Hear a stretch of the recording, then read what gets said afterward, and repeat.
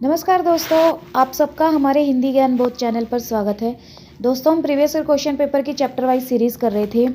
तो आज के वीडियो लेक्चर में हम भक्ति काल के दूसरे भाग पर प्रीवियस ईयर क्वेश्चन पेपर को पढ़ेंगे। इस वीडियो से पहले मैंने भक्ति काल का एक भाग बना लिया है जिसमें 70 प्रश्न हमने प्रीवियस ईयर क्वेश्चन पेपर के पढ़े हैं। तो इस वीडियो से पहले भी हमने काफ़ी विषयों पर चैप्टर वाइज सीरीज़ को पढ़ा है। अगर आपने वीडियो नहीं देखा है तो देख सकते हैं, मैंने उसकी अलग से प्लेलिस्ट बना दी है। तो आज के वीडियो लेक्चर का पहला प्रश्न करते हैं। निम्नलिखित में से कौन राधा वल्लभ संप्रदाय का प्रवर्तक है? जून 2015 का प्रश्न है। तो इनमें से कौन है? तो वो है हित हरिवंश। मैं इनके विकल्प नहीं पढ़ूंगी क्योंकि वीडियो बहुत लंबा और बोरिंग हो जाता है, तो आप विकल्प को खुद से पढ़ लीजिएगा। और साथ में मैंने इनके उत्तर भी नहीं लगाए हैं, तो आप खुद से उत्तर लगा सकते हैं। ये एक टाइप का आपका मॉक टेस्ट हो जाएगा, इससे आपकी रिवीजन भी हो जाएगी। तो चलिए दूसरा प्रश्न करते हैं। निम्नलिखित में से कौन ब्रह्म संप्रदाय का प्रवर्तक है? दिसंबर 2015 का प्रश्न है। तो कौन है इनमें से? तो वो है माधवाचार्य। अगला प्रश्न, निम्नलिखित में से ज्ञानदीप का रचनाकार कौन है? दिसंबर 2015 का प्रश्न है। कौन है इनमें से? तो वो है शेख नबी। अगला प्रश्न, हिंदू हृदय और मुसलमान हृदय आमने सामने करके अजनबीपन मिटाने वालों में इन्हीं का नाम लेना पड़ेगा। रामचंद्र शुक्ल का उक्त कथन किस कवि के संबंध में है? दिसंबर 2015 का प्रश्न है। तो किस कवि के संदर्भ में है? तो ये है जायसी।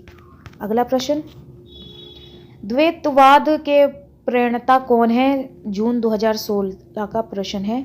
तो कौन है इनमें से? तो वो है माधवाचार्य। अगला प्रश्न, रोजतुल हकायक के रचयिता कौन है? जून 2016 का प्रश्न है। तो इनमें से कौन है वो?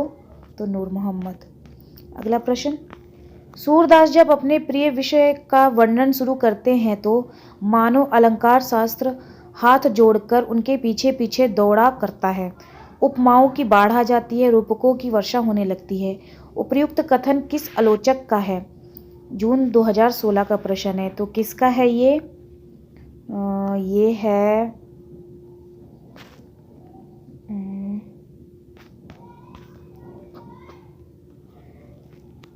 तो ये है हजारी प्रसाद द्विवेदी। अगला प्रश्न करते हैं। व्रजयान में महासुख दशा की प्राप्ति किससे मानी गई है? दिसंबर 2016 का प्रश्न है। तो किससे मानी गई है? प्रज्ञा और उपाय के योग से। अगला प्रश्न, ज्ञानदीप के रचयिता कौन है? दिसंबर 2016 का प्रश्न है। तो कौन है इनमें से? तो ये शेख नबी। रिपीट हुआ है, ये देखिए प्रश्न। 10वां प्रश्न, गोस्वामी के प्रादुर्भाव को हिंदी काव्य क्षेत्र में एक चमत्कार समझना चाहिए, यह कथन किस आलोचक का है? दिसंबर 2016 का प्रश्न है। तो ये किस आलोचक का है? तो ये रामचंद्र शुक्ल का। 11वां प्रश्न है, डिंगल कवियों की वीर गाथाएं, निर्गुणिया संतों की वाणियाँ, कृष्ण भक्त या रागानुगा भक्ति मार्ग के साधकों के पद, राम भक्ति या वैधि भक्ति मार्ग के उपासकों की कविताएं, सूफी साधना से पुष्ट मुसलमान कवियों के तथा ऐतिहासिक हिंदू कवियों के रोमांस और रीति काव्य, ये 6 धाराएं अपभ्रंश कविता का स्वाभाविक विकास है। यह कथन किसका है? तो यह कथन है इन चारों विकल्प में से हजारी प्रसाद द्विवेदी का। अगला प्रश्न, स्वामी अग्रदास का संबंध किस भक्ति शाखा से है? जून 2016 का प्रश्न है। तो ये किस भक्ति शाखा से हैं? तो ये राम भक्ति शाखा से। 13वां प्रश्न, जायसी ने अपनी किस काव्य कृति में कयामत का वर्णन किया है? जून 2016 का प्रश्न है। तो किस में किया है ये? आखिरी कलाम में। अगला प्रश्न, विशिष्टाद्वैत के प्रस्तोता आचार्य कौन है? जून 2016 का प्रश्न है। तो कौन है इनमें से? रामानुजाचार्य। अगला प्रश्न, गौड़िया संप्रदाय के संस्थापक कौन है? जून 2016 का प्रश्न है। तो वो चैतन्य महाप्रभु। अगला प्रश्न, हित 84 के रचयिता कौन है? जून 2016 का प्रश्न है। तो कौन है? हित हरिवंश। अगला प्रश्न, यह सूचित करने की आवश्यकता नहीं कि ना तो सूर्य का अवधि पर अधिकार था और ना जायसी का व्रजभाषा पर। यह कथन किसका है? जून 2016 का प्रश्न है। तो ये किसका है? तो ये है रामचंद्र शुक्ल का। अगला प्रश्न, अष्टछाप में सूरदास के पीछे इन्हीं का नाम लेना पड़ता है। इनकी रचना भी बड़ी सरस और माधुर्य है। इनके संबंध में कहावत है, प्रसिद्ध है कि और कवि गढ़िया नंददास जड़िया। यह कथन किस आलोचक का है? जून 2016 का प्रश्न है। तो किस आलोचक का है? तो ये है रामचंद्र शुक्ल। अगला प्रश्न, निम्नलिखित में से कौन सा ग्रंथ तुलसीदास का नहीं है? दिसंबर 2016 का प्रश्न है। तो इनमें से कौन सा है? तो वो है रामचंद्रिका। अगला प्रश्न, ध्रुवदास ने भक्ति नामावली में किसकी भक्ति की प्रशंसा की है? दिसंबर 2016 का प्रश्न है। तो किसकी की है प्रशंसा?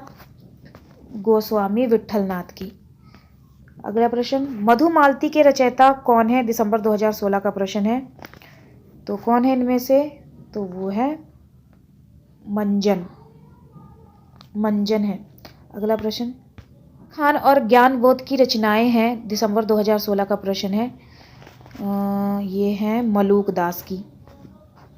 अगला प्रश्न, दोस्तों अगर आप हमारे टेलीग्राम चैनल को ज्वाइन करना चाहते हैं तो मैंने डिस्क्रिप्शन में उसका लिंक दे रखा है। आप क्लिक होकर डायरेक्ट ज्वाइन हो सकते हैं। वहाँ मैं स्टडी मटेरियल उपलब्ध कराती हूँ। अगला प्रश्न करते हैं, कालदर्शी भक्त कवि जनता के हृदय को संभालने और लीन रखने के लिए दबी हुई भक्ति को जगाने लगे। क्रमशः भक्ति का प्रभाव ऐसा विकसित और प्रबल होता गया कि उसकी लपेट में केवल हिंदू जनता ही नहीं, देश में बसने वाले सहृदय मुसलमानों में से भी न जाने कितने आ गए। यह कथन किस आलोचक का है? दिसंबर 2016 का प्रश्न है। तो किस आलोचक का है? तो ये रामचंद्र शुक्ल का। अगला प्रश्न, मीराबाई की उपासना किस प्रकार की है? जून 2017 का प्रश्न है। तो ये माधुर्य भाव की। देखिए ये रिपीट हुआ है। इसके पहले भाग में, भक्ति काल के पहले भाग के वीडियो में मैंने ये प्रश्न करवाया है जिसमें ये रिपीट हुआ है। अगला प्रश्न, आचार्य रामचंद्र शुक्ल के अनुसार कवि ने अपनी साखियों में सदुकड़ी भाषा का प्रयोग किया है। सदुकड़ी से उनका क्या अभिप्राय है? जून 2017 का प्रश्न है। इसका जो सही उत्तर हो जाएगा वो है राजस्थानी पंजाबी मिश्रित खड़ी बोली। अगला प्रश्न, सुजान कुमार किस सूफी प्रेम खयानक का नायक है? जून 2017 का प्रश्न है। तो वो आ जाएगा चित्रावली। अगला प्रश्न, सूरसागर में जगह जगह दृष्टकूट वाले पद मिलते हैं। यह भी विद्यापति का अनुकरण है। सूरदास से संबंधित उक्त विचार किस आलोचक का है? नवंबर 2017 का प्रश्न है। तो किस आलोचक का है? तो ये है रामचंद्र शुक्ल का। अगला प्रश्न, हुज्जवेरी के अनुसार फना का अर्थ क्या है? जून 2017 का प्रश्न है। क्या अर्थ है? किसी वस्तु की अपूर्णता का ज्ञान और उसे पाने की इच्छा से विरत होना। सी। अगला प्रश्न, रस पंचाध्यायी किस छंद में लिखी गई? जून 2017 का प्रश्न है। तो किस में लिखी गई? रोला छंद में। अगला प्रश्न, राम और सीता के विवाह के अवसर पर किस कवि ने मिथिला की स्त्रियों से गीत गवाया था? जून 2017 का प्रश्न है। तो किससे गवाया था? ये किस कवि ने गवाया था? तो ये केशवदास जी ने। अगला प्रश्न, जायसी के श्रृंगार में मानसिक पक्ष प्रधान है, शारीरिक गौण है। यह कथन किस आलोचक का है? ये है नवंबर 2017 का प्रश्न। तो कौन सा सही उत्तर है इन चारों विकल्प में? तो वो आ जाएगा रामचंद्र शुक्ल। अगला प्रश्न करते हैं, इनमें कोई संदेह नहीं कि कबीर को राम नाम रामानंद जी से प्राप्त हुआ, पर आगे चलकर कबीर के राम रामानंद के राम से भिन्न हो गए। यह कथन किसका है? नवंबर 2017 का है। तो ये कथन है रामचंद्र शुक्ल का। अगला प्रश्न करते हैं, विट्ठलनाथ ने वल्लभ संप्रदाय में किस तरह की पूजा पद्धति का समावेश किया? नवंबर 2017 का प्रश्न है। तो वो युगल उपासना। अगला प्रश्न, तुलसीदास ने रामचरितमानस के किस कांड में कलयुग का वर्णन किया? नवंबर 2017 का प्रश्न है। तो इसमें आ जाएगा कलयुग का वर्णन उत्तरकांड में है। अगला प्रश्न, कबीर के निर्गुण पंथ का आधार भारतीय वेदांत और सूफियों का प्रेम तत्व है, यह विचार किसका है? जून 2018 का प्रश्न है। तो ये है रामचंद्र शुक्ल का।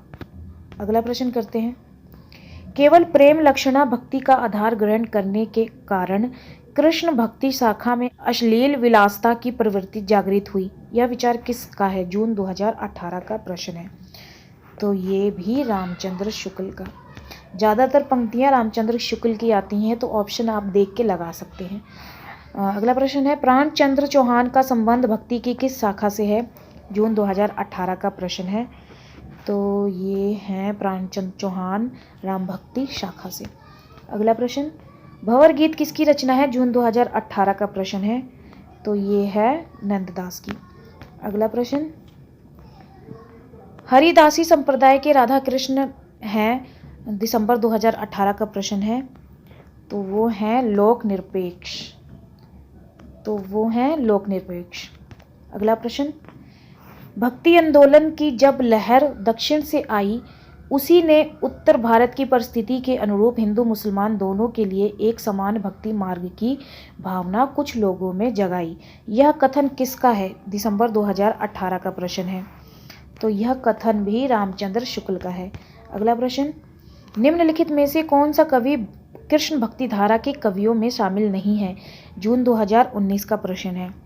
तो कौन नहीं है शामिल? तो वो है नाभादास।